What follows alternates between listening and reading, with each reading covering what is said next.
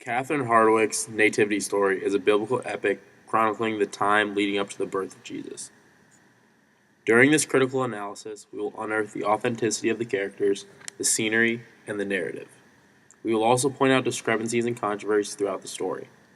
Finally, we will discuss one major misrepresentation that occurs in the legendary manger scene. This is the account, as told by Matthew and Luke, of the birth of Jesus. We begin the story to Jesus' birth with the image of Mary. She lives in a rural farming village and comes from a very poor family. She is married to a man named Joseph at the very beginning of the film. An angel appears to Mary and tells her she has been chosen to bear the Son of God.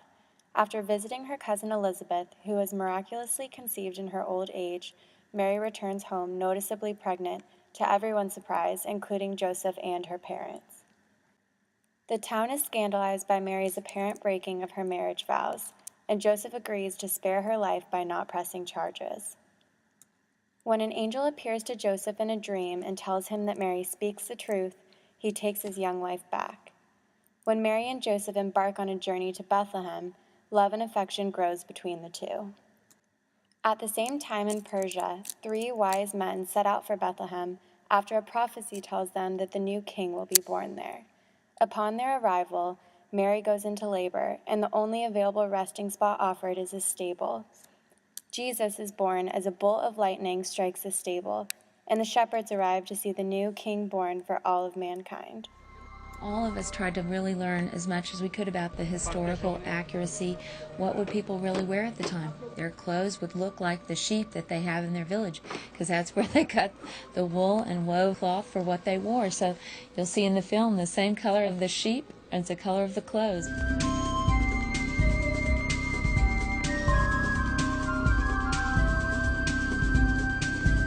The whole point of making the movie was to try to make the experience of Mary and Joseph feel real, and the only way to make it feel real is to get it right and do it, authentically.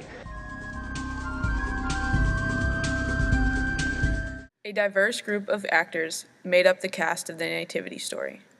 Keisha Castle-Hughes, who plays Mary in the film, is a New Zealand native. She was nominated for an Academy Award for Best Actress previously in her career. A film critic, A.O. Scott, says she seemed entirely unfazed by the demands of playing Mary. She had the poise and intelligence to play the character, not as an icon of maternity, but rather as a headstrong, thoughtful adolescent, transformed by an unimaginable responsibility.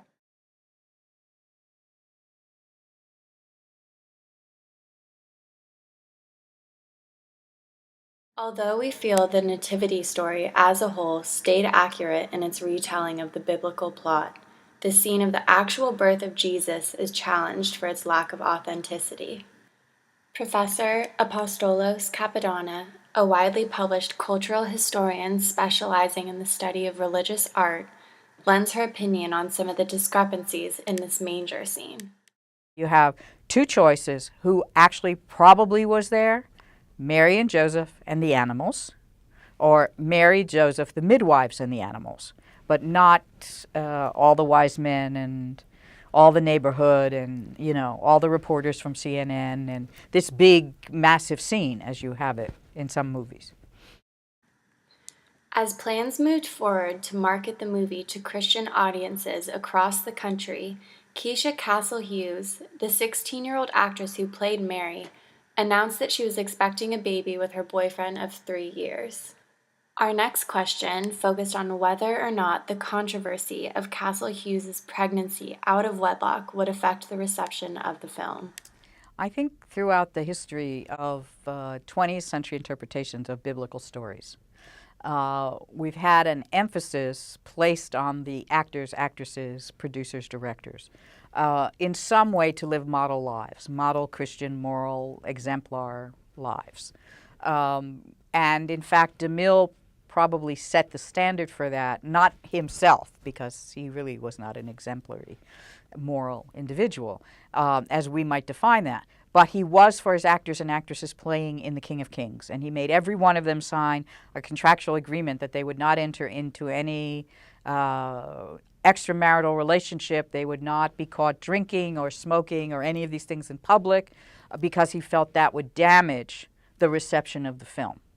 And I think that through the century, in the 20th century, there has been an emphasis to try to separate the private life, if you will, of the actor or actress from the role that they're playing. Okay. In conclusion, the Nativity story dramatizes the biblical narrative of the birth of Jesus with sincerity and good taste. Instead of attempting to modernize a classic story, Hardwick and the filmmakers have delivered the revered story with professionalism.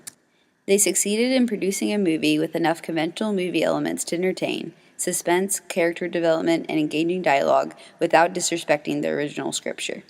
The movie is cast, written, and directed with an eye for authenticity.